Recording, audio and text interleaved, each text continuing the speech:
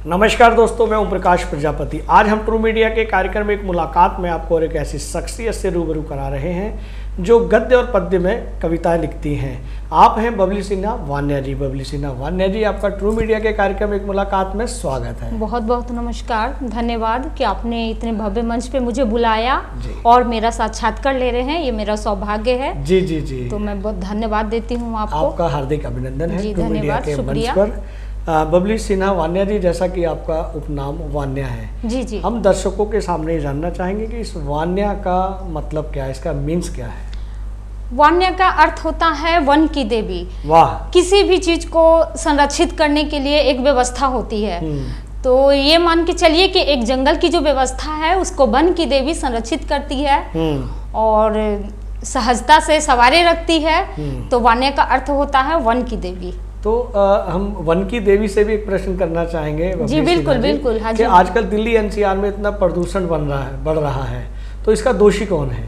क्या वन की देवी दोषी है या आसपास के रहने वाले लोग दोषी हैं? नहीं, मैं एक छोटा सा एग्जांपल दूंगी आपको कि भगवान को हम लोग सब मानते हैं, तो घटनाएं तो घटती रहती है, तो हर घटनाएं अपने कर्मों का लेखा जोखा ही होता है। जी जी, ठीक है।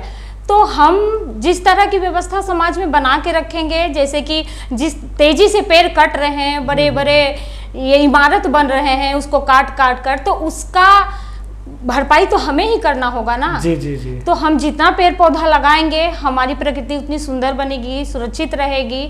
तो इसका दोषी वन की देवी को नहीं जाता है, हमें जाता है कि हम कितना प्रकृति प्रेमी हैं और कितना अपने समाज को, प्रकृति को सुरक्षित रखते हैं। बबली जी, जैसा आपने बताया कि हम जैसा बनाएंगे, जैसा बोएंगे वैसा ही हम पाएंगे। जी बिल्कुल बिल्कुल। लेकिन एक साहित्यकार का भी एक हक होता है और एक अधिकार होता है उसको चिंतन करना। जी बिल्कुल। भविष्य में ये जो परेशानियां आ रही हैं, जैसे प्रदूषण की आ रही हैं या अभी कोरोना आया था, तो या ये लेखक कहें या साहित्यकार कहें या एक मनुष्य जाति के लिए कहें, उसका फर्ज बनता है कि इस तरह की परेशानियों पर चिंतन और मंथन करें। जी बिल्कुल। इसमें एक साहित्यकार का क्या रोल बनता है, एक लेखक का क्या रोल बनता है? जी बिल्कुल। आए दिन हम लोग अपनी कविताओं के माध्यम से लोगों में जागरूकता फैला रहे हैं। जी। कविता हमारे पास एक ऐसी ताकत है जो कि हम हर व्यक्ति तक पहुंचकर अपनी बात को नहीं पहुंचा जा सकते हैं। जी जी जी। और लेकिन कविता जब हमारी प्रकाशित होती है, कहीं छपती है, तो उसको देश दुनिया के लोग पढ़ते हैं। बिल्कुल। तो वो चीजें हम दूर दूर तक पहुंचा रहे हैं और छोटे छोटे कार्यक्रम के माध्यम से भी हम।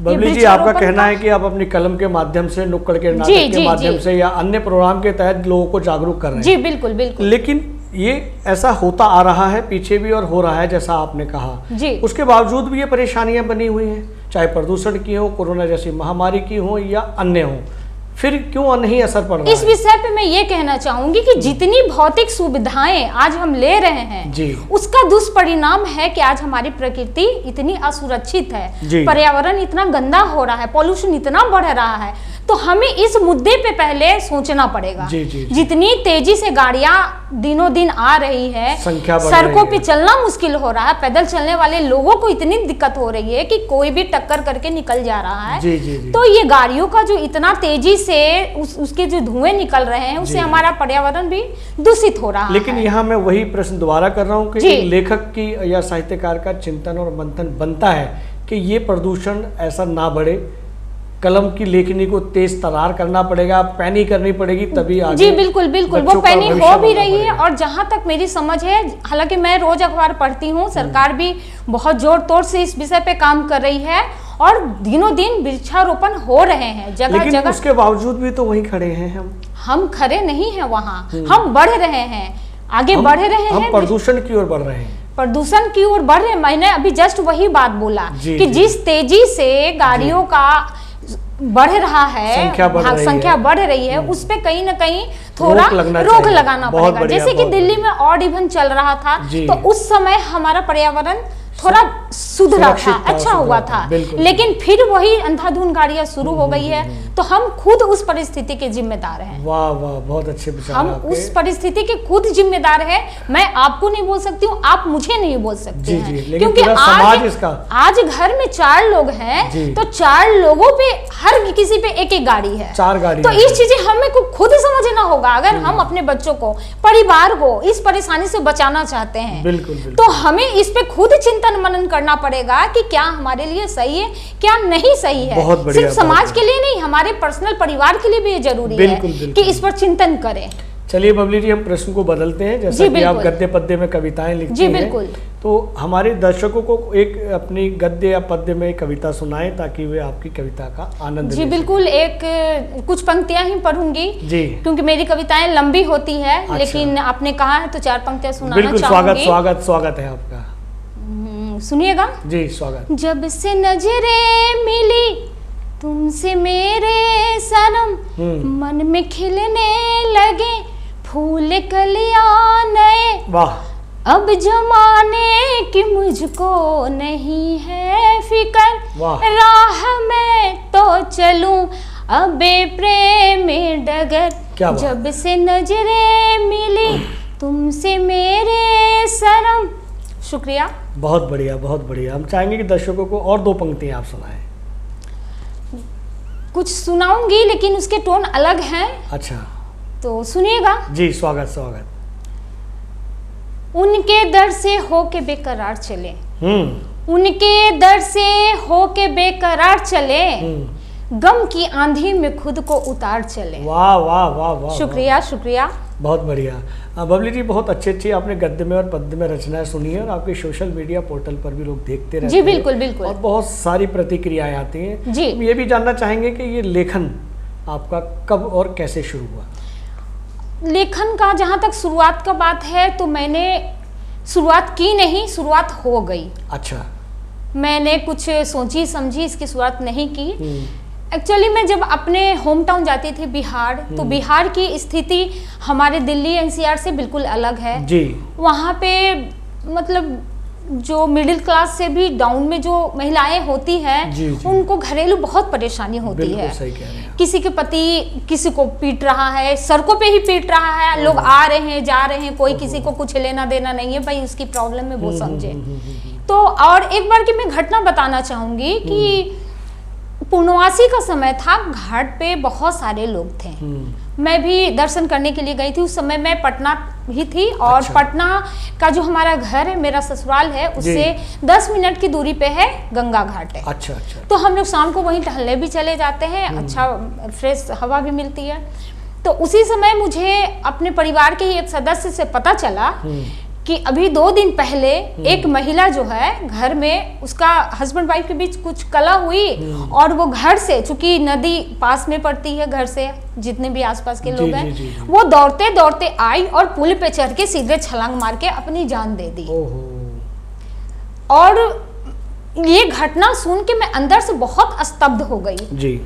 कि नदी का पास होना हमारे लिए बहुत खुशी की बात है, गर्व की बात है। इससे एक पूरा मतलब सभ्यता विकसित होती है। हमारी सभ्यता, नदी घाटी सभ्यता जो विकसित हुई है, नदी के किनारे ही विकसित हुई है। तब आज हम इस परिवेश को जी रहे हैं। जी, जी।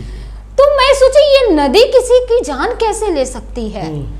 तो नदी का पास में होना हम ये तो बहुत मतलब कि सुखद है, सुखद होना चाहिए, दुखद नहीं होना चाहिए। वाह वाह वाह, बहुत बढ़िया, बहुत बढ़िया। और दूसरी बात ये भी कहना चाहूंगी मैं कि कई बार ऐसे होते हैं जो महिलाएं जिनके 5-6 बच्चे हैं, वो बच्चों पे उतना ध्यान नहीं दे पाती है, क्योंकि वो पढ़ी लिखी नहीं, ज्ञान है, बच्चे हो जाते हैं उनके 4-5, सड़कों पे खेलते हैं, गर्मी के दिन में नदियों में जाके डुबकी लगाते हैं और उसी दौरान उनके बच्चे भी उसमें डूब जाते हैं। हादसा हो जाता है, कोई दौड़ता दौड़ता व्यक्ति बताता है आकर कि अरे आपका बेटा डूब गया है। तो मैं ये बहुत सोचकर परेशान थी कि हमारी गंगा नदी जो इतनी पवित्र नदी है, वो आज मतलब इस तरह से कैसे हो सकती है कि जान जा रहे हैं लोगों के इसमें। तो ये तो काफी दूर होना चाहिए, जीवन दायिनी जान कैसे। तो इस तरह की बातें बहुत मेरे दिमाग में चलती थी कि क्या परिस्थिति है यहाँ की महिलाओं को, बच्चों को बहुत मतलब कि कष्ट सहना पड़ रहा है। तो उसको मैं किसी से बोल नहीं पाती थी, क्योंकि वो निजी जिंदगी में लोगों का चलता रहता था। जी। तो ये कौतूहल मेरे अंदर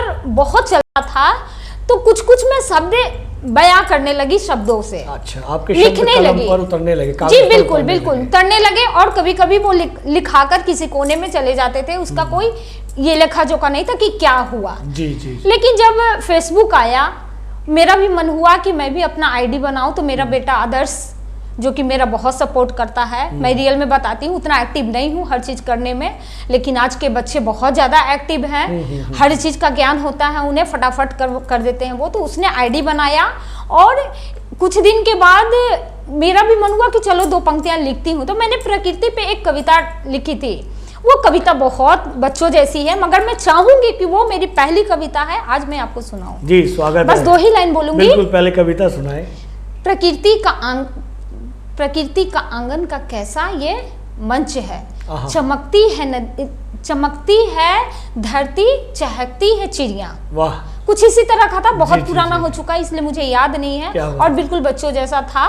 लेकिन मेरी शुरुआत इसी प्रकृति से ही हुई है। क्या बात है। प्रकृति कविता से ही। आपने बताया कि आपके बेटे का सोशल मीडिया जैसे अन्य पटलों पर बड़ा कॉपरेट मिलता है, बहुत ज्यादा। इसके अलावा भी परिवार का सहयोग आपके लेखन के लिए भी मिलता है? जी बिल्कुल बिल्कुल। मैं एक ज्यादा समय नहीं लूंगी, लेकिन एक छोटी सी घटना मैं बताऊंगी। 2016 या 17 में मुझे डायबिटीज हुआ था। उस वक्त मैं इतना डर गई थी, क्योंकि मम्मी मेरी डायबिटीज से ही भगवान को प्यारी हो गई थी। तो मेरे अंदर ये डर बना हुआ था कि अब मुझे भी डायबिटीज हो जाएगा, मैं नहीं बच पाऊंगी। ये डर इतना अंदर मेरे घर कर गया था कि हर पल मुझे लगता था कि अब मुझे कोई बुला रहा, कि मुझे यहाँ जिंदगी छोड़ देना। भय बहुत ज्यादा था। उस भय से निकालने वाले मेरे पति हैं। वाह वाह। लोग कहते हैं कि पति सिर्फ पति होता है, मुझे लगता है पति माँ भी होता है, पति बाप भी होता है, जरूरत पड़ने पे भाई भी होता है, बहन भी होता है। बहुत बढ़िया, बहुत अच्छा संदेश। वो इतना ही नहीं किया, उन्होंने, जब मैं बेड पे पड़ी थी, और एक पत्रिका है लोकतंत्र की बुनियाद, 2016 से उसमें मेरा प्रकाशन जारी है हर महीने का।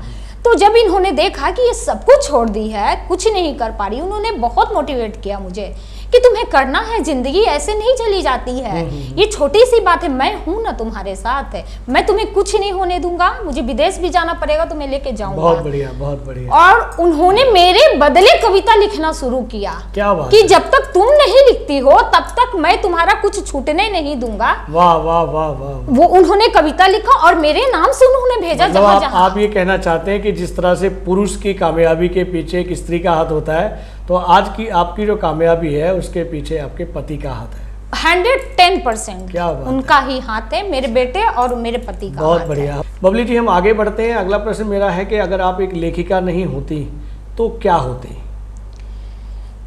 जी, अगर मैं लेखिका नहीं होती, लेखिका होने का पहला कोई प्रयोजन नहीं था, वो तो बनते बनते बन गई मैं लेखिका, आप लोगों ने बना दिया है। जी जी जी।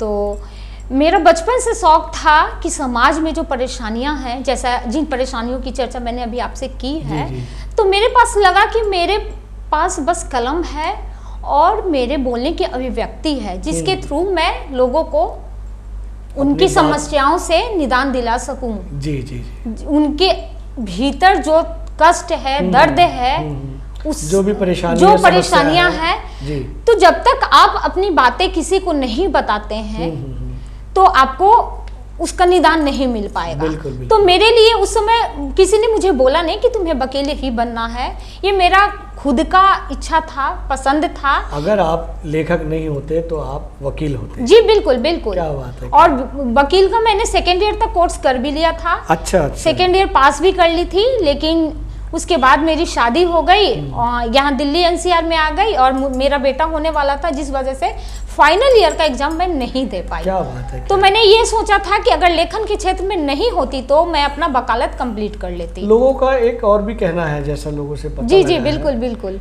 लोगों का ये भी कहना है कि आप बोलते बहुत हैं और सामने वाले को बोलने नहीं देते या मौका नहीं देने नहीं, मौका तो मैं देती हूँ, लेकिन अपना मौका छोड़ती नहीं हूँ। अच्छा अच्छा। दूसरे को मौका देती हूँ, लेकिन जब मेरा मौका आता है तो उसमें किसी को एंट्री नहीं देती। मतलब आप ज्यादा अपना पूरा टाइम ले लेती हूँ। लोग गलत कहते हैं। अब लोगों की अपनी अपनी सोच है, उसको तो मैं नहीं बदल सकती हूँ, क्या बोलूँ मैं।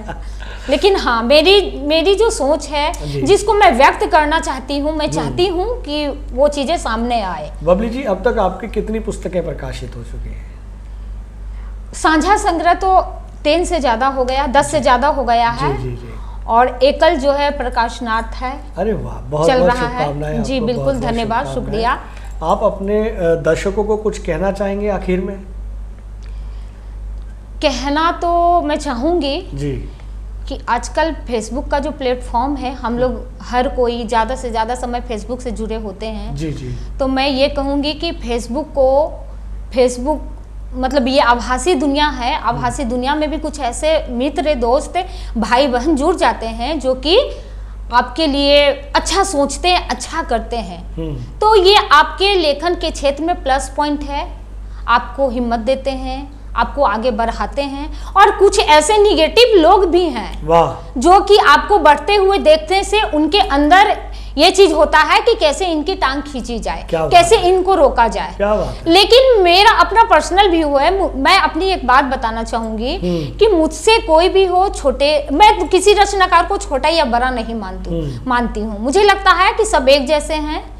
और हाँ, जो बुजुर्ग हैं, वरिष्ठ हैं, उनको तो वो इज्जत मान देना ही चाहिए कि इतना उन्होंने अचीव किया। तो मैं मुझसे जब भी कोई, मैं खुलेआम सबको ये कहती हूँ, कोई व्हाट्सएप पे भी पूछता है, मैसेंजर पर भी पूछता है कि बबली जी आपकी इस पत्रिका में छपी है, आप मुझे भी ईमेल बताएंगे, एड्रेस बताएंगे कैसे छपा है।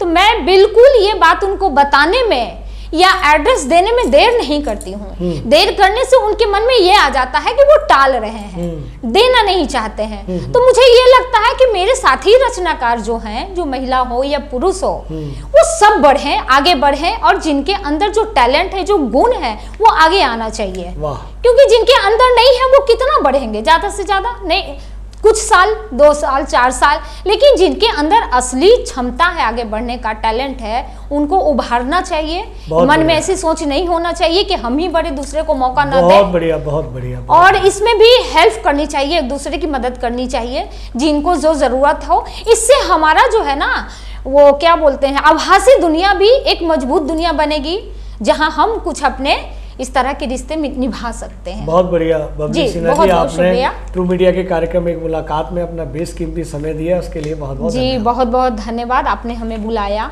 हमारी बातों को सोचा, समझा, जाना, इसके लिए आभारी हूँ। धन्यवाद, शुक्रिया।